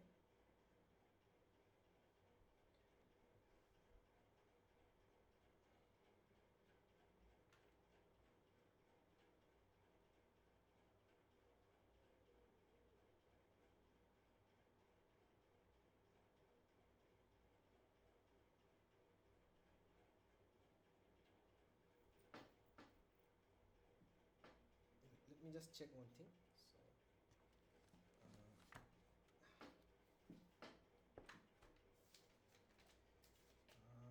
So just one second. So I think the question is clear. Yes, and in this case I think I should give you one more term. So here the CV of water can be taken as 4.187 kilojoule per kg Kelvin. Okay. Yeah. So this is something similar to what we discussed in the previous question. We are dealing with water in this case. So again, similar to solid block, water also has the change in the specific volume because of heat transfer is very less. So that term is almost equal to 0. So we are only left with the first term. Okay. So the change in entropy because of the temperature change.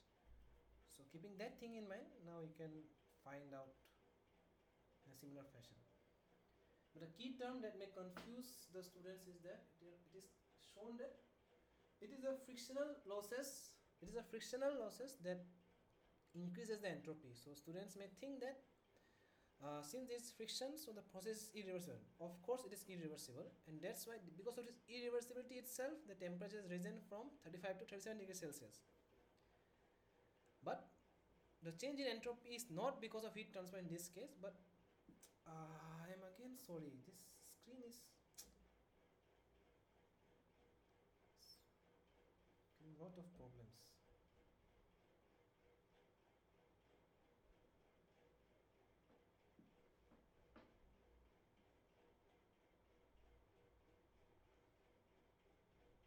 Okay, so I have to be on the screen continuously, I guess, to prevent this. Okay, so have anybody replied?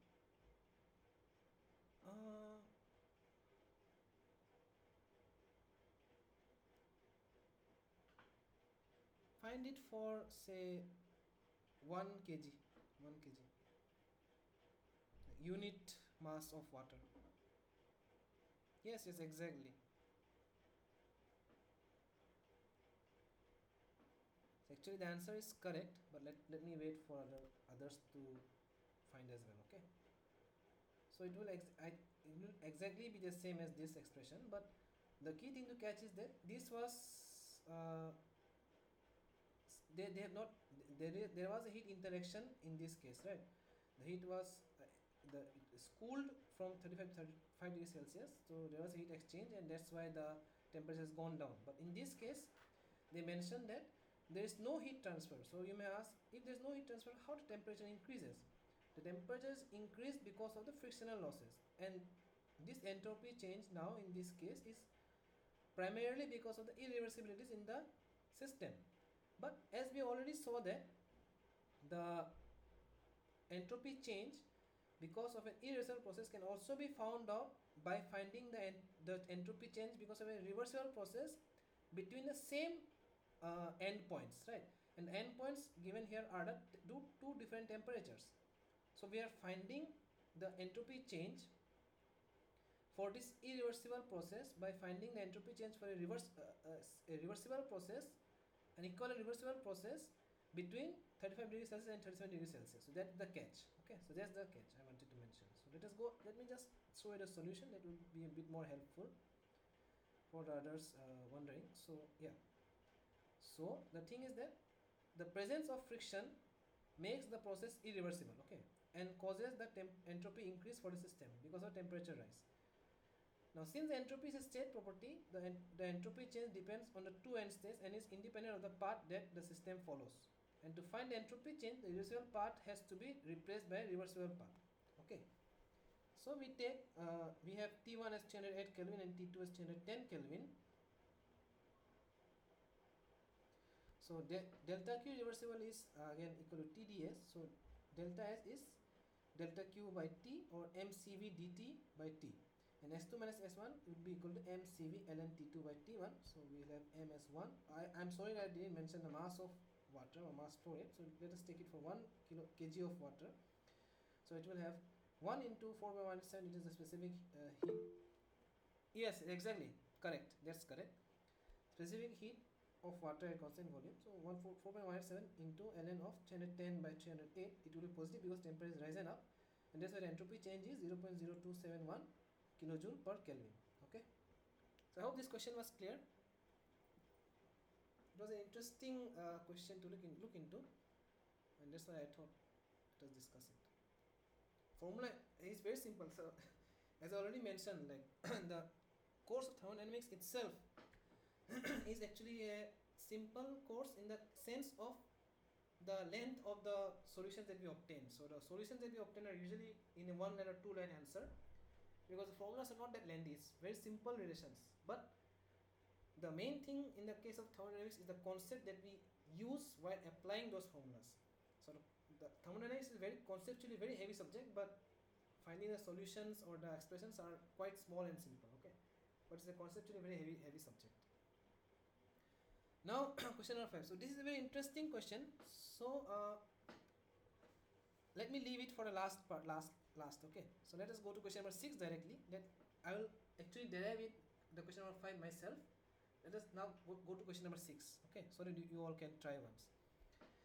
A fluid undergoes a reversible adiabatic compression. Okay. So they directly mentioned that it goes a reversible adiabatic compression from 0.5 megapascal to 0.5 megapascal 0.2 meter cube to 0.05 meter cube. So here P1, V1 and V2 are given.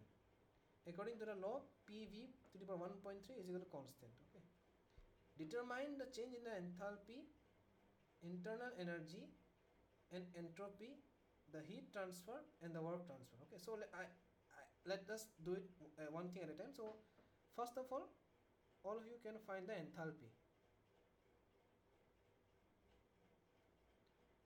Or no. Okay, so let me write it down.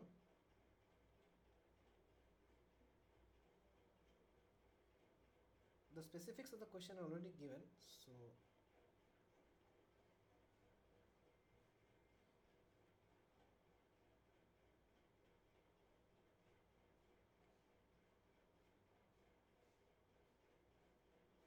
okay. So right away let me ask you two questions directly. So what is the net change in entropy? You do not need to solve any question. So by looking at the question, can you tell me the net change in entropy? Or say what is the net change in the heat? Okay, has anybody answered? What is the net heat interaction? The process is a reversible adiabatic process. What is the net heat interaction? Yes. So net heat interaction is 0 and as well as net entropy is 0 because the process is reversible adiabatic. So we can easily write del Q reversible as equal to TdS. And since it is a reversible adiabatic process, so delta Q is equal to 0. It will basically imply that delta S ds is also equal to 0. So both of these are 0. Okay, so with this thing in mind, now we can start on by finding the net change in enthalpy. Okay, let us try to find the enthalpy and then you can tell me how we proceeded. So this is quite a lengthy question. So for finding enthalpy, let me give you say 5 or 6 minutes. Okay,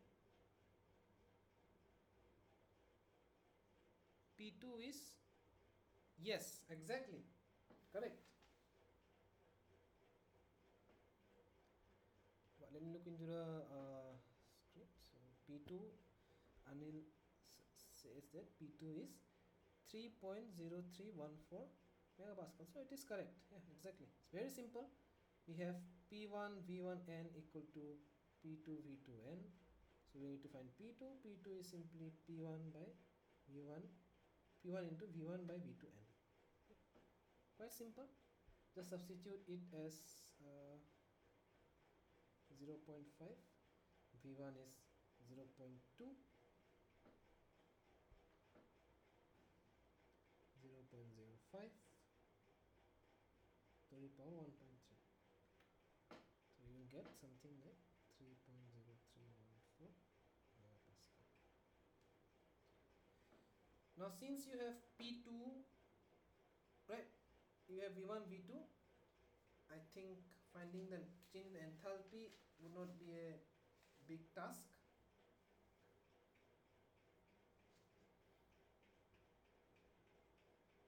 But it's a bit tricky. So let me give you a hint. That would be good, right? It's only fair that I give you a hint because it's an interesting question. It takes into account all the concepts that we have discussed till now, the first law as well. So we have that dH as TdS minus VdP. No, sorry. TdS plus VdP. Since this is equal to 0, we'll have dH is equal to VdP. Right? Right? So we have that P1 V1 to the power n should be equal to PV to the power n, any pressure like W is 171.9. Wow. Correct. Exactly. So have you found out the net change in enthalpy as well?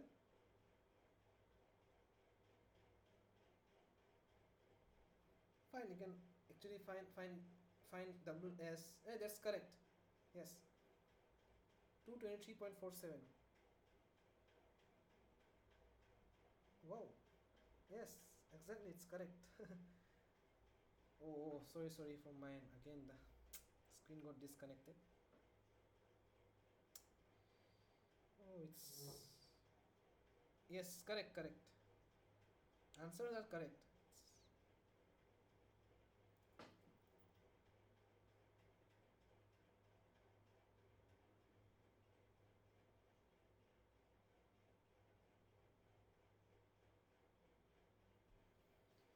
Okay, so I think now since you know the change enthalpy, then you can tell me the net change in the internal energy as well.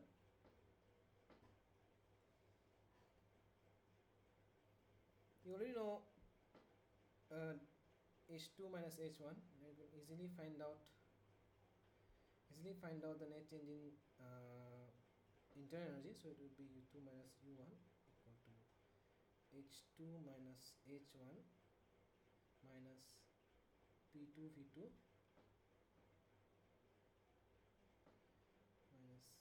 P2 V2 minus P1 V1. Quite simple. All the terms are known because Anil told it is equal to 223.47, which is indeed correct. Minus P2, you know P2, right? It is 3.0314. V2 is megapascal, right? So you have to convert it into kilopascal. So it would be 3031.4 into 0.05 minus P1 was 0.5, V1 was 0.2. Then you can easily find out the value, right? Yes, exactly. It is plus. Sorry.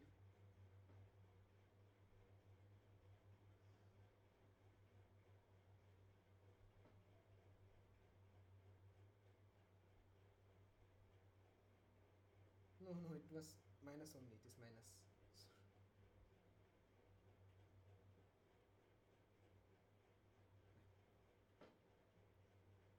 171.9.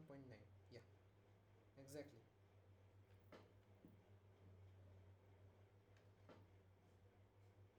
So U2 by U1, U2 minus U1 is not to be 171.9. Actually, since you already found out the net work done, it is equal to 171.9 minus, we know that from a first law delta Q is equal to du plus delta W, right? If we consider only internal energy and disregard the kinetic and condition energy, then we already know that dq is equal to 0, then we know that du should be equal to minus delta W, right? And since we already know delta W, then du would be minus of minus 171.9 is equal to 171.9 kilojoule per kg. Kilojoule, we're taking the mass. So that was quite interesting. Wow, everybody found out the answer correctly. So let us just go to the solution once briefly, so that anyone who is watching the video for reference will know the how it was found out. So I hope this is fine with everyone. I'll briefly go through the solution. Thanks for being so interactive. It makes my task much simpler. Okay.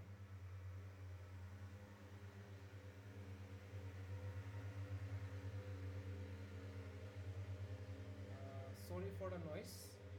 Just give me 1 second. Sorry, it goes now. So thank you again. Okay, everyone. The same solution was correct. Let me just once go through the solution so that whoever is using the video for the reference can find a way of finding the solutions. Okay. So we have TdS is equal to dH minus VdP. For a reversible adiabatic process, this will be equal to 0. Sorry. This will be equal to 0. So we'll have dH is equal to VdP. We have P1 as 0.5 megapascal, V1 as 0.2 meter cube, V2 as 0.05 meter cube. Then we know P1 V1 N is equal to P2 V2 N, right? It's already given in the question. Then P2 is P1 into V1 by V2 to the power N. So if you do that, you can find P2 as 3.0305 megapascal. Then we have P1 V1 N is equal to PV to the power N, or V is equal to P1 V1 N to the by P to the power 1 by N. We know that dH is equal to VdP from this expression. So kindly wait again. There's some noise outside.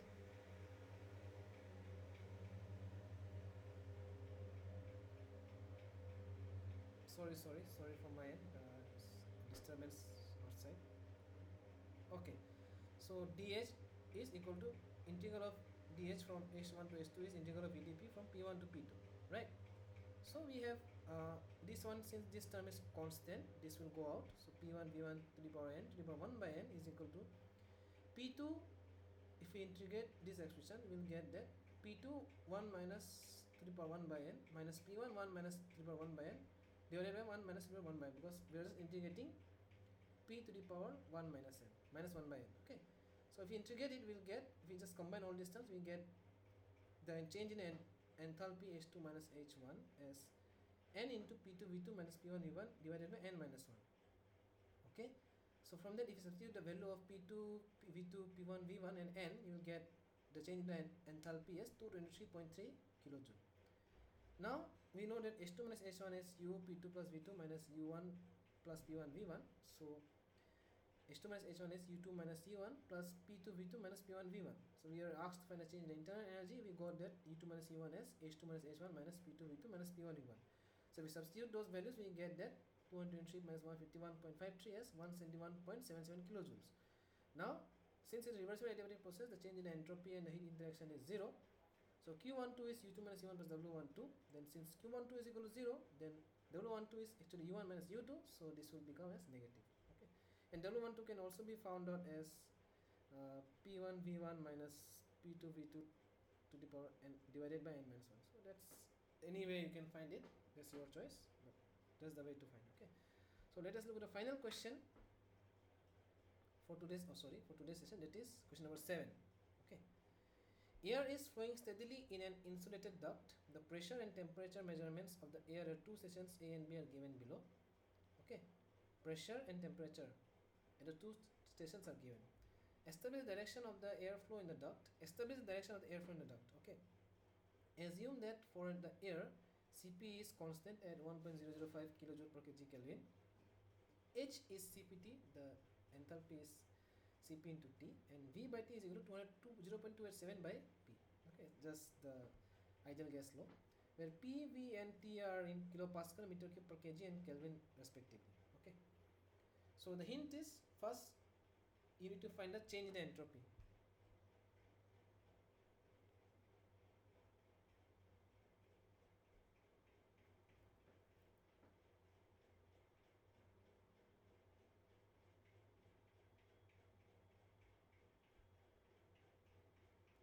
Is the question clear? You need to find a change in the entropy. That's the hint.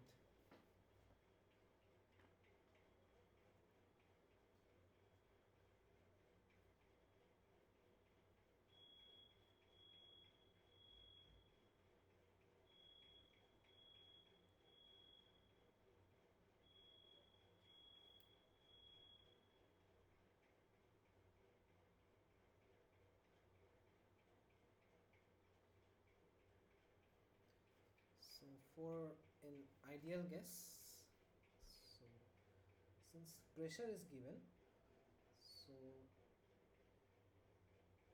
delta S can be found out as, it is per kg, right? So everything is in specific values. So delta S can be found out as Cp ln T2 by T1 minus R ln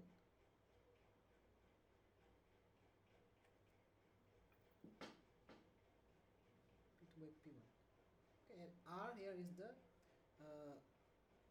specific gas constant for air, which is equal to 0.287. So since the temperature and pressure at both the stations are already given, just substitute the value of temperature and pressure in this expression to find the change in the entropy of the system, of course. Can you tell me the answer? What's the change in the entropy?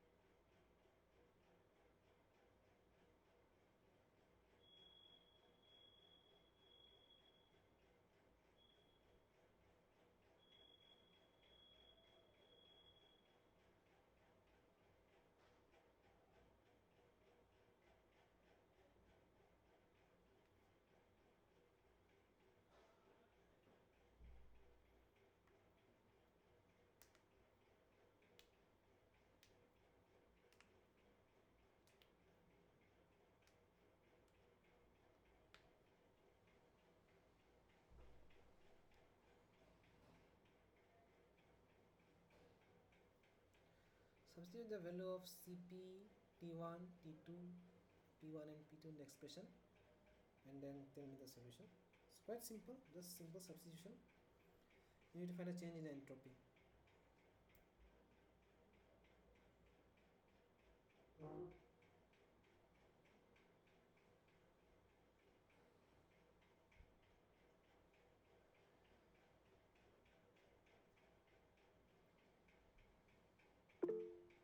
Minus 0.0469.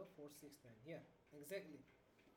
So it turns out to be delta S is, sorry, system. Okay, delta S system is minus 0.047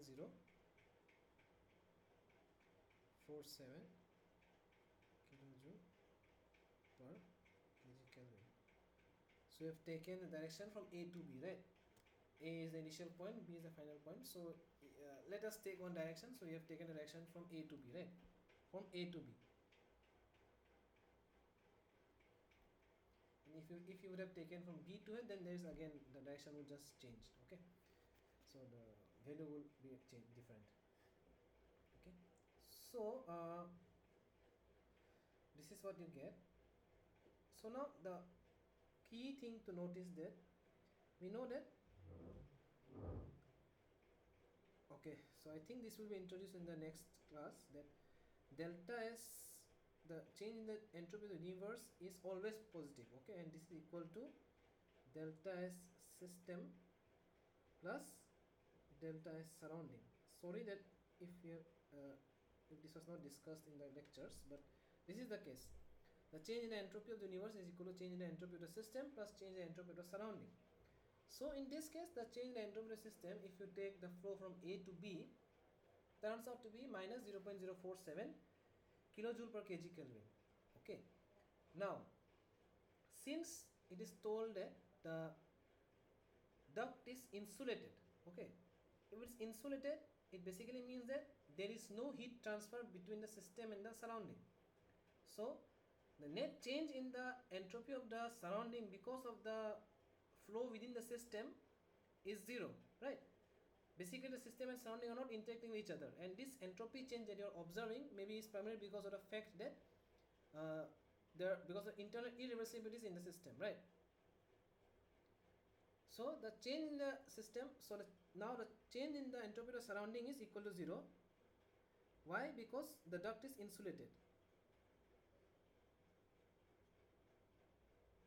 and this is minus 0.047. So now since we know that delta S universe should always be greater than 0, this is not possible.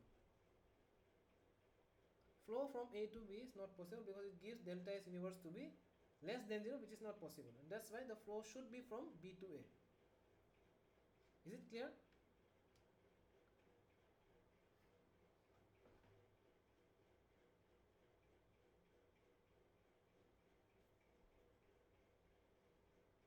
Should I repeat it, or like, I know this is not been discussed in a class yet, the change in the entropy of the universe, but I'm telling you beforehand, like the change in the entropy of the universe is actually a change in the entropy of the system plus change in the entropy of the surroundings.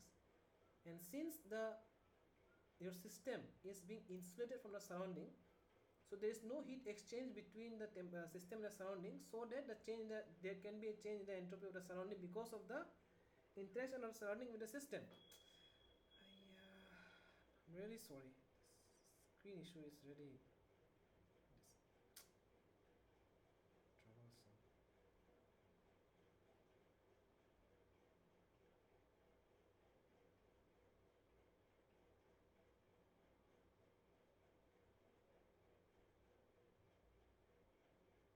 Okay, so the change in the entropy of the surrounding because of the interaction with the system is 0, because there is no heat interaction between the system and the surrounding.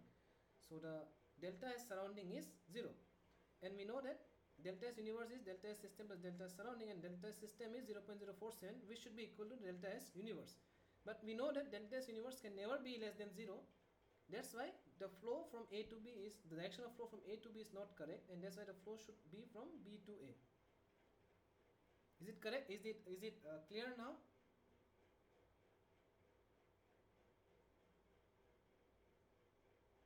Okay, so it's just simple overview of how it was solved. Expecting increase in S but decrease. Yes, exactly.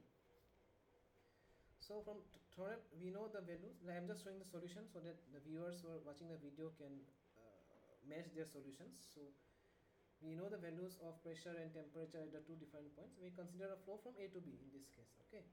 From thermodynamic property relations, we get TdS is equal to dH minus VdP, or ds is equal to dH by T minus V dP by T, and V by T is 0.2 by P. So we substitute that here. From that we get that delta SB minus SA is 1.005 ln TB to TB by TA minus 0.27 ln PB by PA.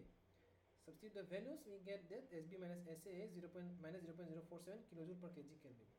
Now, since the duct is insulated, delta S surrounding is 0. Guys, let me just give you one schematic diagram. Like if this is the pipe and this is insulated, okay, this is insulated. So the net heat exchange is equal to 0. Now the change in entropy of the surrounding because of the flow within the system can only be because of this heat interaction. So delta S surrounding would be equal to Q system minus Q system actually by the temperature at which it was exchanged. And since this is equal to 0, so this delta S surrounding is equal to 0. Now delta S universe is equal to delta S system plus delta S surrounding. This will be discussed in the next class, but it's good to know beforehand. So since this is equal to 0, we have delta system as minus 0.047 kilojoule per kg Kelvin. Then we get delta S universe is equal to minus 0.047 kilojoule per kg Kelvin, which is not possible. Alright, that's why the flow should be from B to A. Okay, so I think that's all for today from my end. I just wanted to give you one more suggestion or one more interesting understanding. So there is a YouTube channel known as Veritasium. I think many of you may already know he is very popular. Okay, so my suggestion is that, like, if you have any time or like if you have any interest to know about entropy in a much more deeper sense or much more general sense, I would suggest you to watch this video. The video of this, that the title of this video is the most understood misconception in physics, that is entropy. So you can just type Veritasium entropy in the search bar, you'll get that video. So if you have any free time, I will suggest that you watch this video.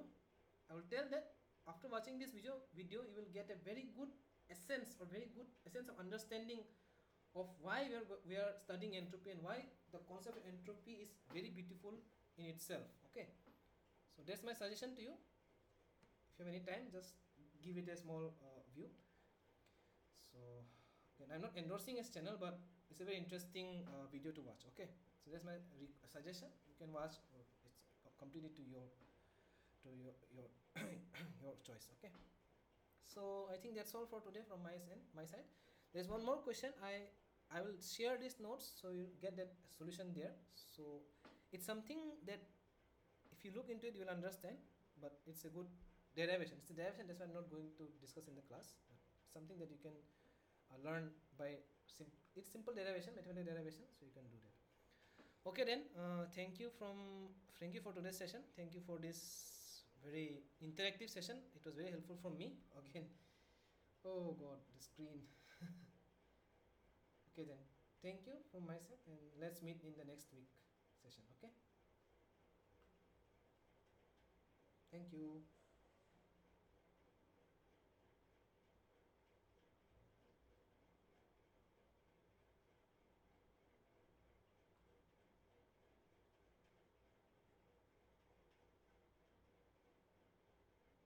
Okay then, thank you.